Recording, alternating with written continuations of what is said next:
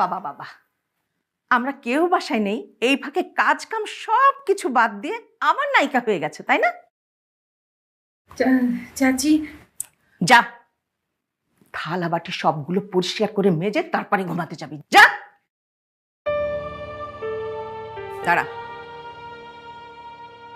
তোকে আগেও বলেছি আবারও বলছি, এই ঘরটা আমার মেয়ের ঘর, খবরদার এই ঘরে আর একবারও ঢুকবি না। এটা কোনো বানবাসী মানুষদের থাকার জন্য না, যা।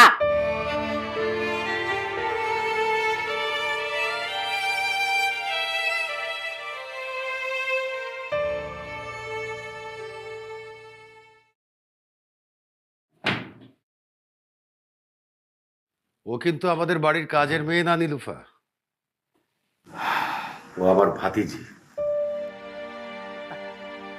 ফ্রিতে থাকবে, খাবে আর কাজ করতে বললেই সমস্যা? এই শহরে ফ্রিতে কোনো কিছু পাওয়া যায় না।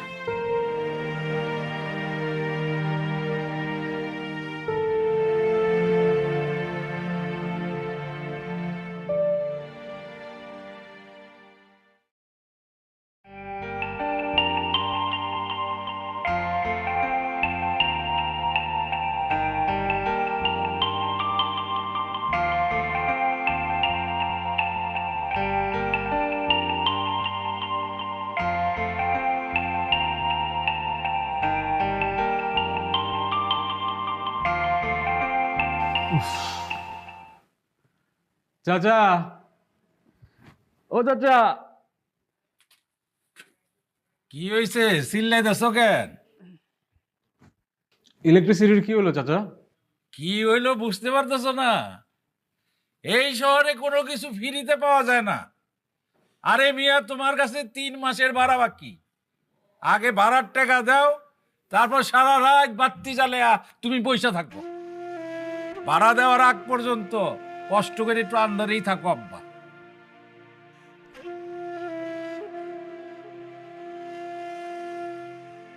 চাচা, আমার প্রিয় চাচা, যতই তুমি চেষ্টা করো আমার লেখা তোমরা থামাইতে পারবে না।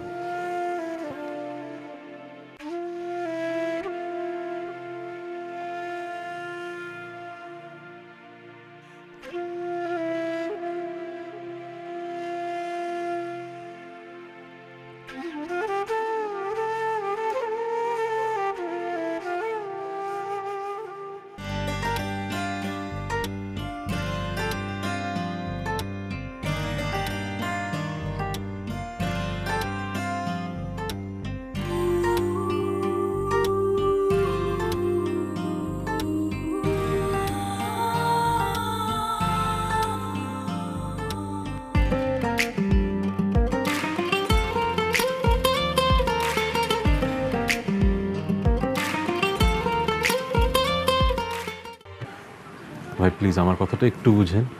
আমার আর বাংলাদেশের সিনেমার ভবিষ্যতের মধ্যে আপনি বাধা হয়ে দাঁড়ায়েন না। আপনি একবার, শুধু একবার নাদের ভাইয়ের সাথে পরিচয় করায় দেন, আমার কাজ হয়ে যাবে। তুমি চলচ্চিত্র জগতের ভবিষ্যৎ। ভাই আমার পোশাক আশাকে যায়েন না, আমি খুব সাধারণ, কিন্তু মেধাটাই আসল। আমি ভালো লিখি, আমি যে স্ক্রিপ্টটা লিখছি সেটা আসলে অনেক ভালো স্ক্রিপ্ট হয়েছে। আপনি যদি পড়েন, আপনার পুরোটা পড়া লাগবে না, আপনি একটা লাইন শুনেন, নায়িকার শেষ ডায়লগটা শুনেন, আমাকে চিনতে আয়নার প্রয়োজন হবে না। এই সমাজের আয়নায় আমাকে দেখিয়ে দিয়েছে আমি কেমন।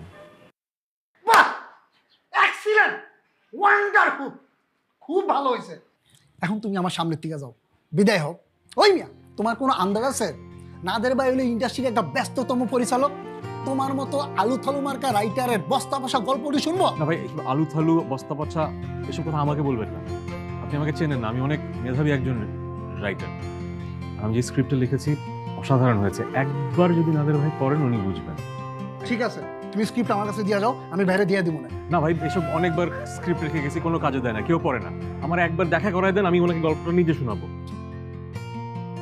উল্টাপাল্টা কিছু খাইছো? আমি যে তোমার এতক্ষণ কি কইলাম তোমার কান দিয়ে ঢুকে নাই? ভাইয়ের কথা ইন্ডাস্ট্রির সবাই উঠে আর বসে, উঠে আর বসে। ভাই কত সম্মানিত লোক, তুমি বুঝো? যাও। শয়তান, বদমাইশ লোক, আমি আসছি এখানে স্ট্রাগল করে কাজ করতে, আর আপনি উল্টো পাল্টা কথা বলেন। বদমাইশ বেটা ফাইজলাম করে।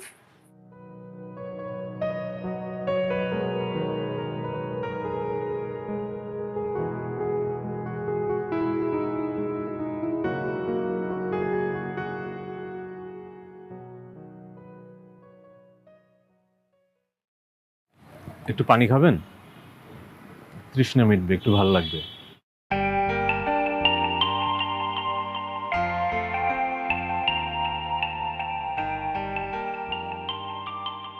কি হয়েছে? কি আর হবে, যা হওয়ার তাই হচ্ছে। গিয়েছিলাম অডিশন দিতে নাদের সাহেবের ওখানে। অডিশন হয়নি? হয়েছে, ভালো হয়েছে, কিন্তু ওই নাদের সাহেব আমাকে উল্টাপাল্টা কথা বলে, মনে হয় কি দেই একটা। পানি খান, মাথাটা ঠান্ডা করেন। আপনার কিন্তু অনেক সাহস, জানেন? মানে নাদের সাহেব এত বড় একজন ডিরেক্টর, এত সম্মানিত ব্যক্তি, তাকে নিয়ে এভাবে কথা বলা তার অফিসের ভেতরে মেরুদণ্ড লাগে। কিন্তু সম্মানিত না ছাই, জানেন 3টা বছর হয়ে গেছে স্ট্রাগল করতেছি, ওই ছোট ছোট ক্যারেক্টার বাস।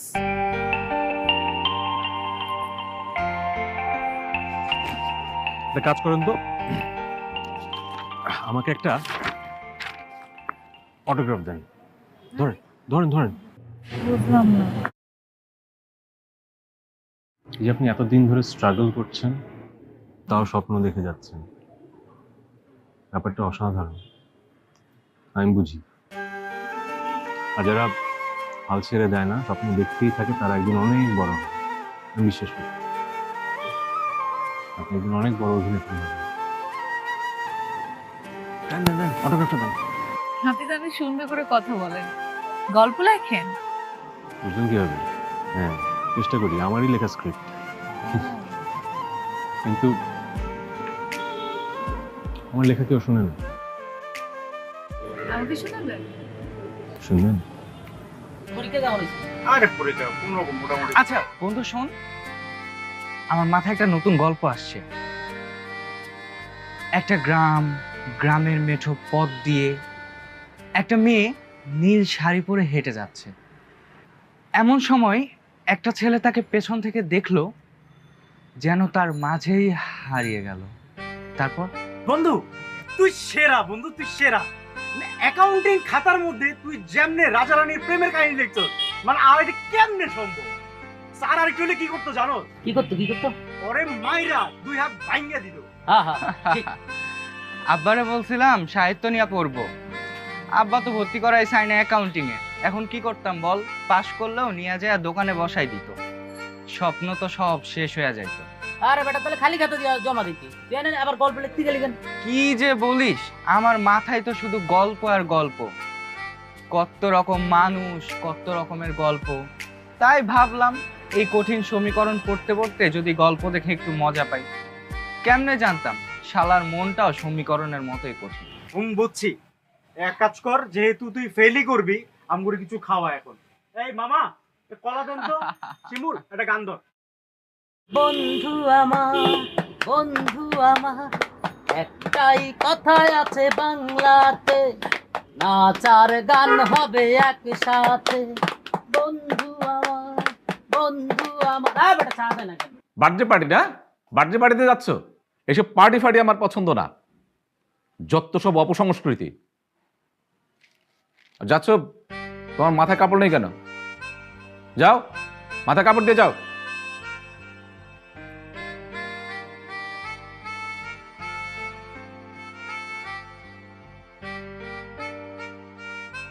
এখন কোথায় যাচ্ছিস মা? কোচিং আব্বা। খুবই ভালো, খুব মন দিয়ে পড়ালেখা করিস মা, আর এরকম কাপড় চোপড়ই পরিস। ঠিক আছে, যা যা।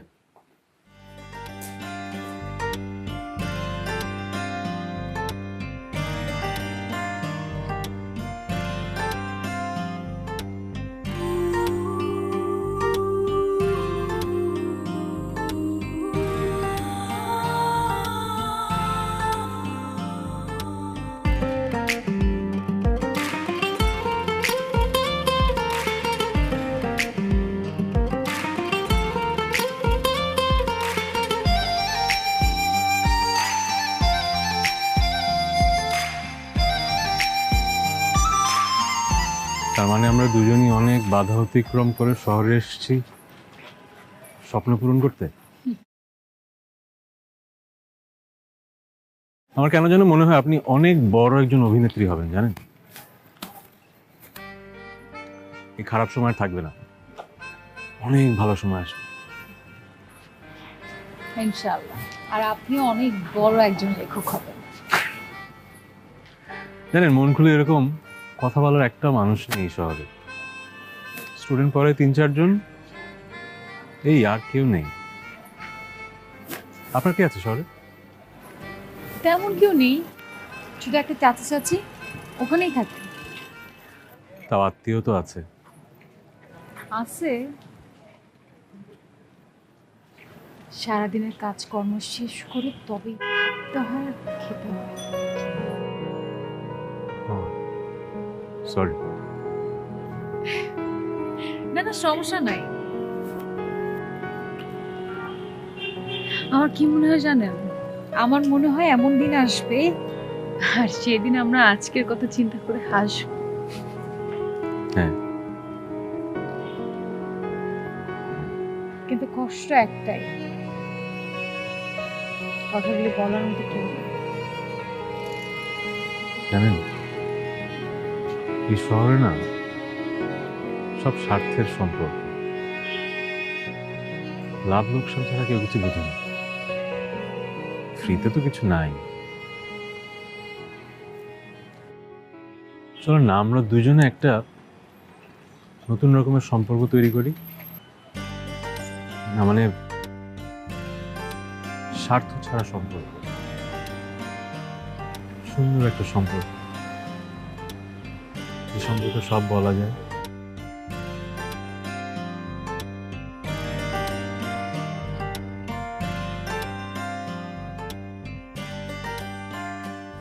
দেরি হয়ে গেছে, আমি যাই।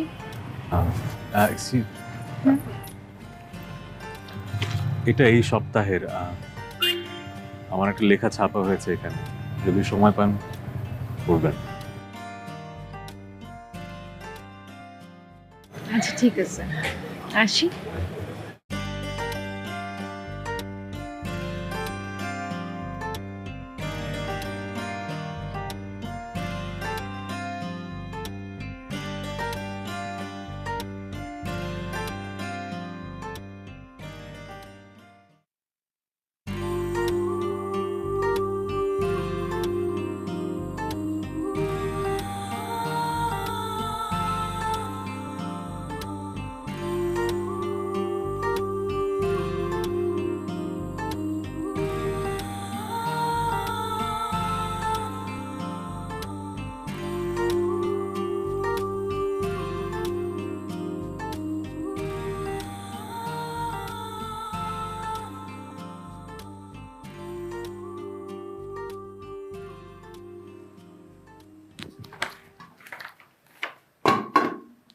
এখানে তরকারি পড়ে যাচ্ছে আর সাহিত্য চর্চা হচ্ছে না। একটা ডিম বেশি কেন? ও চাচি, আমার না হঠাৎ করে একদিন বেশি খাইতে ইচ্ছে হয়েছে। তাই না? তা একটা কেন, ইচ্ছা হলে 10টা খাবে, কোনো সমস্যা নেই, কিন্তু সেটা নিজের টাকায়। মানুষ ঠিকই বলে, বসতে দিলে খেতে চায় আর খেতে দিলে শুতে চায়।